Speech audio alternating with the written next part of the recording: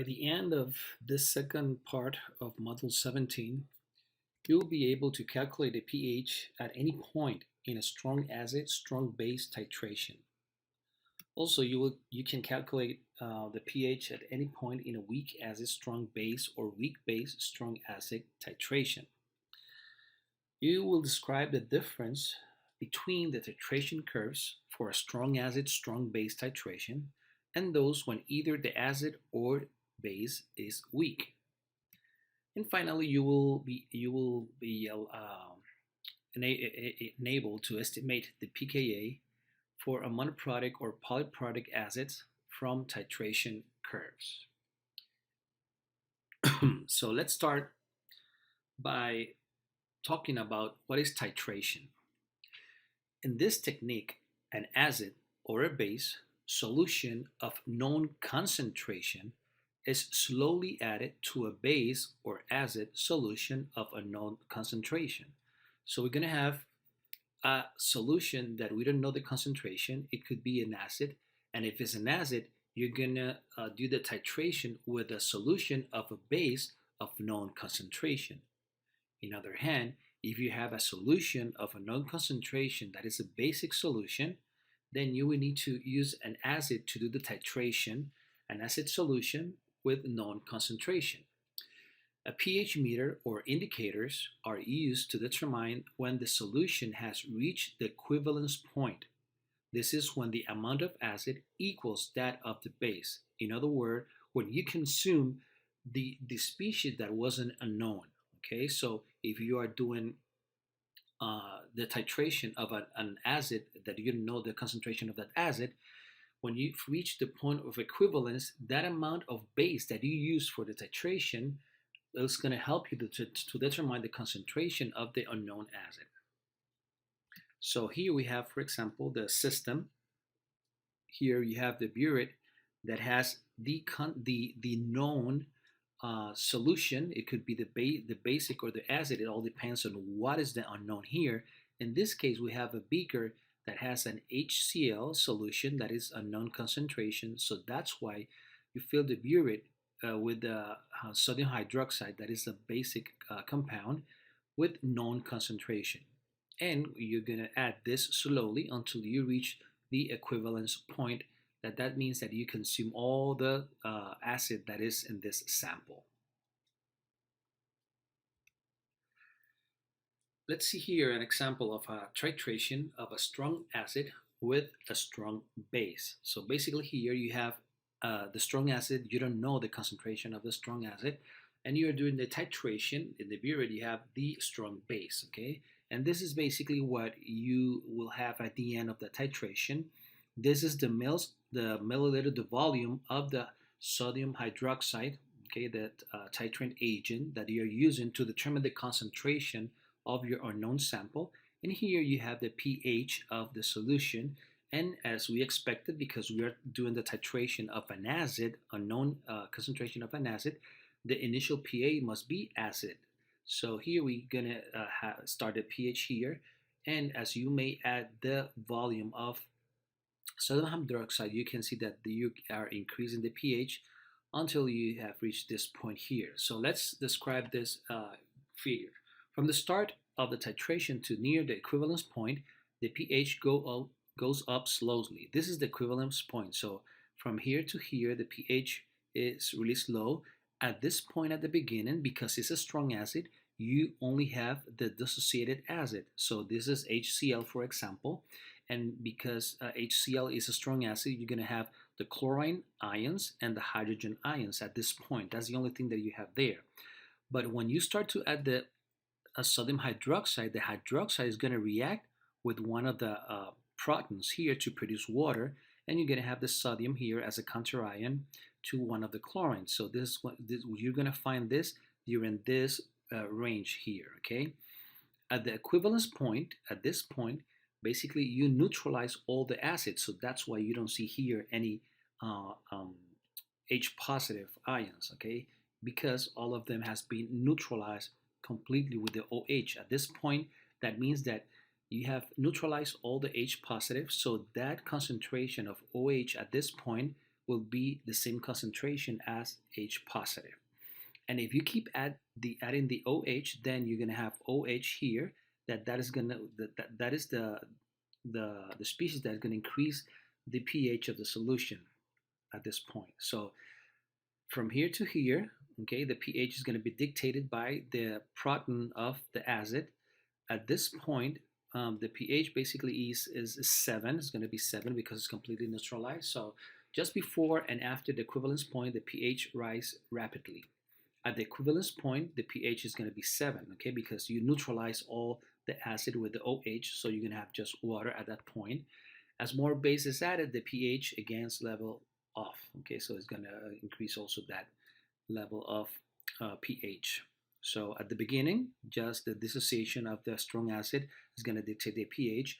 As you increase, okay, the concentration of OH is you're neutralizing that acid slowly, and at this point you neutralize completely all the acid. So at this point the concentration of OH is going to be equal to the concentration of H3O.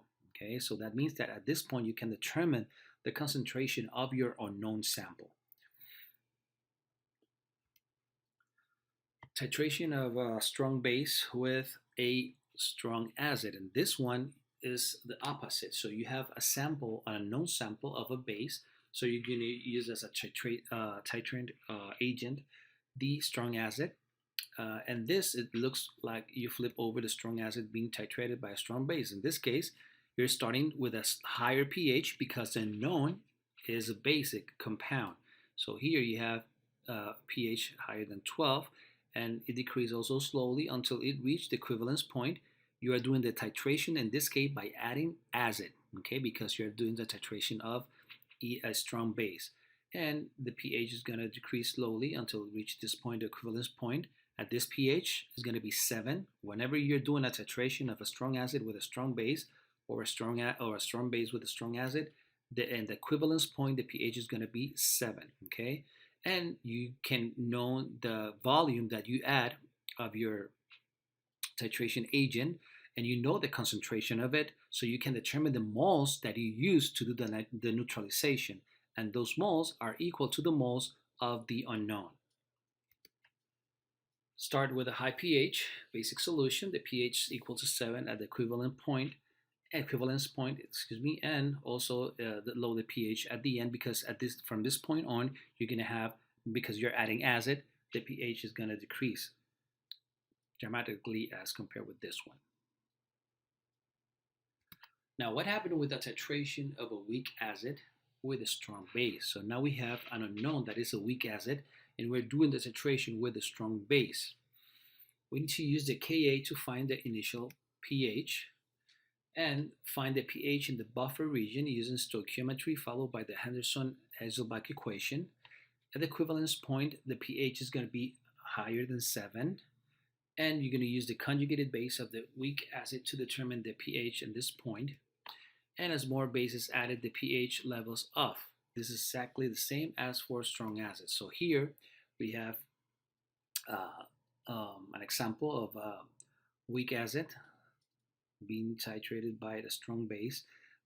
Here you can see that there is a small curve here. This is really different from the titration of a strong acid. We're going to see that in a little bit later. But here you can see that at point 1, we don't have any H positive because remember that this is a weak acid, so the dissociation is really, really small. So you're not going to have a lot of it by itself. Now, as you increase that pH of using the NOH, is going to react with this hydrogen, that is the acidic one, and you're going to produce this is acetic acid, so you're going to produce the acetate, and the counterion is sodium. And you keeping at more strong base, you're going to remove that proton until you reach the equivalence point. At this point, it's different from when you use the strong acid base or base acid. The equivalence point when you're doing that titration of a weak acid is going to be the pH higher than 7. Okay, it's going to be higher than 7. And this one, the pH change here, the equivalence point is smaller, okay, than a strong acid base also here. And the pH here at 7 is higher than 7 equivalence point because the acetate is a weak base that reacts also with water to produce more OH. Okay, so here when you produce the acetate, this acetate is going to react with water and you're going to produce OH. So that's why it increases a little bit more the pH as when you have strong acid and base. And at the end, also the same concept. You don't have any more protons here, but you are still adding more OH. So that's why you reach a higher pH at this region. Okay. So ways that a weak acid titration differs from a strong acid titration. First, a solution of a weak acid has a higher initial pH than a strong acid. Okay, so usually the initial pH of weak acids are higher than the pH of strong acid. Okay, this basically are 4 different weak acid, and this is one strong acid. We can see here that the initial pH is higher for those that are weak acid as compared to the strong acid. Also, the range, the pH change near the equivalence point is smaller for weak acid. So this range here from here to the equivalence point is smaller than from a strong acid, that is from here to here. Okay, this is at least partly due to the buffer region of the weak acid. And third, the pH at equivalence point is greater than 7 for a weak acid. So the pH at the equivalence point for these acids are higher than 7. For this one is 7. As you can see here, you can draw a line from this point. The black one is for the strong acid. So you can draw a line at the equivalence point to the left, and you're going to see that it has a higher a pH of 7, okay, at the equivalence point. The others that are the weak acids, you can draw the line to the left, and you're going to see that for this one, the light blue is 9 point something, the pH at the equivalence point. So there's another point that I want to discuss with you guys, and it's that, for example, you can see here that for the red acid, the weak acid, the Ka is -2. For the green one is -4. For the light blue is -6, 10 power of -6. And for the dark blue, the Ka is 10 for the power of -8. Now, you can determine the pKa of the acid by looking at the titration curve. Okay, how can we do that? We know that from the Henderson-Haselbalch equation that pH is equal to pKa plus the log of the concentration of the base over the acid. Okay, so that means that if those concentrations are equal, the log of 1 is 0, so the pH is equal to pKa. So in the figure, when those concentrations are equal,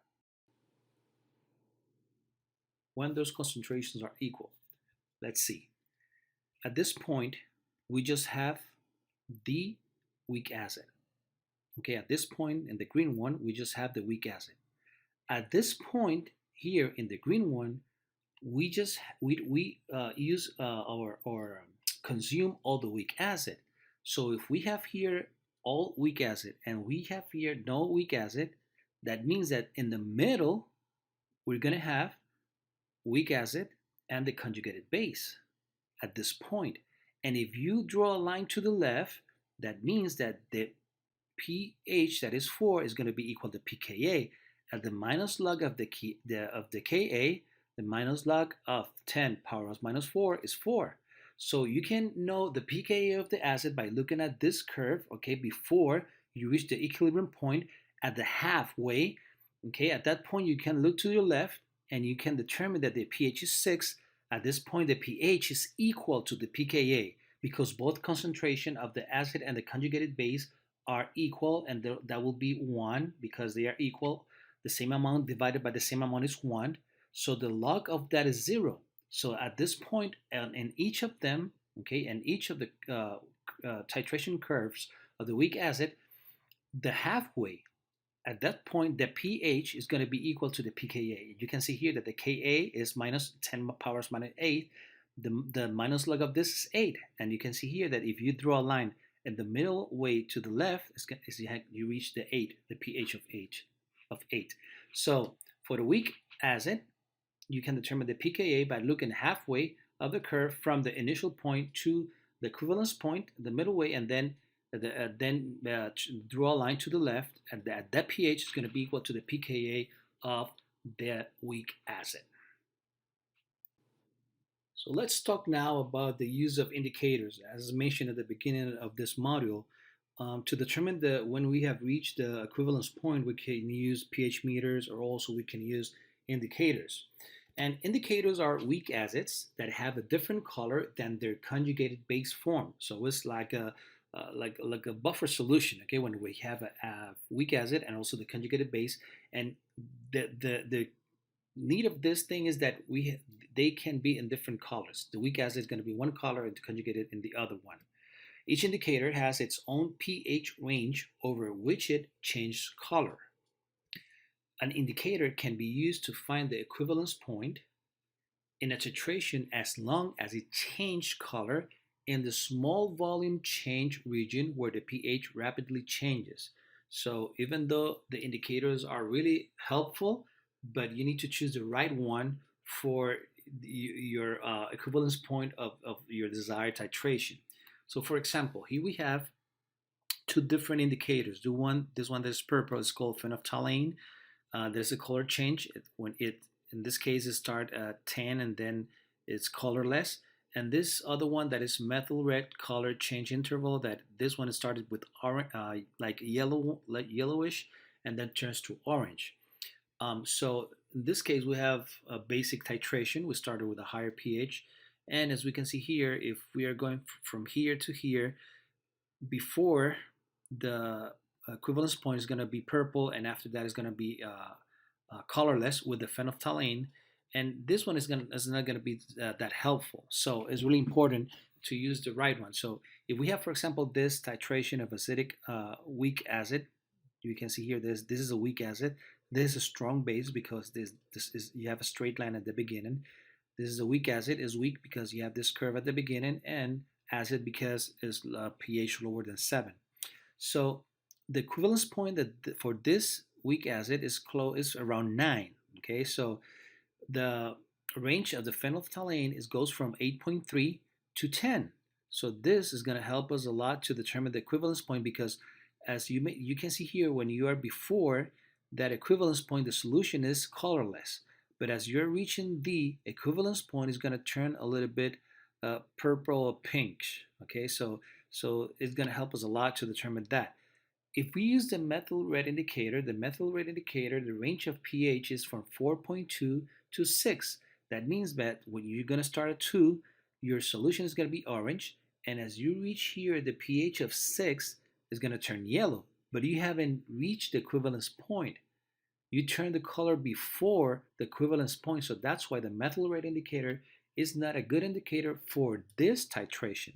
Okay, but it will be good for a titration where the equivalence point is between 4.2 and 6. If the equivalence point is 5, it will be great, this methyl red indicator, for that type of titration.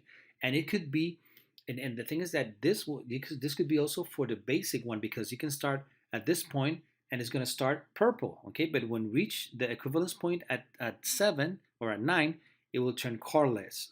So it's not just that this one is going to be useful for an acidic titration. It will be useful also to a basic titration. The most important thing is that the equivalence point must be between the range of that indicator, okay, as well as this one. This one could work pretty well for a weak or a basic titration, okay? But the important thing is that the equivalence point reach between 4.2 and 6 to use this type of indicator. So the indicator choice can be critical. Okay, as we can see here, this is basically the ones that I mentioned before. The basic titration, this is not gonna be useful. The phenolphthalein, in this case, because the equivalence point is 5 and the range is from 8 to 10. So phenolphthalein is not good for this titration, but the methyl red indicator is really good for this one, okay, because it's gonna turn from yellow, as you can see here, you start 12, at this point, it's gonna be yellow, your solution, and when you reach the equivalence points, turn to orange. So this will be a great indicator to this type of titration. And remember that at this point, you know the concentration of your titrating agent, and with the volume you can determine the moles, okay, and then the moles of that agent will help you to determine the moles of your unknown concentration. Finally, we can also have titration of polyprotic acids. So we can have titration of an acid that has more than one proton that can be titrated. When a polyprotic acid is titrated with a base, there is an equivalence point for each dissociation. Okay, so using the Henderson-Hazelbach equation, we can see that halfway to each equivalence point give us the pKa for that step. So for example, here we have H3PO3, okay, at this point, and here you're going to have H2PO3, okay, so this pKa here, that is going to be this one, that is close to 1.5 or 1.6, that pKa is the pKa for the first hydrogen, okay? So now we have this species, the H2PO3, that can be still titrated, okay, because we have two more hydrogens here that can be titrated by the base. So you still increase the concentration, the volume of NOH, and you can see here that at this point, this is the equivalence point for the second hydrogen. So this pKa, that is the middle way from here to here, is the pKa for the second hydrogen. So the pKa for the second hydrogen is close to 6 or 6.5, something like that. Okay, that's a pKa for the second one. And by that way, you can determine the pKa of each of the protons form a polyprotic acid, and also the equivalence point here, okay, for each one. And this one, remember that at this point you're going to have just H2PO3 because you consume all the H3PO3. And at this point you're going to have just HPO3 because from here to here you consume all the H2PO3 that were in the solution.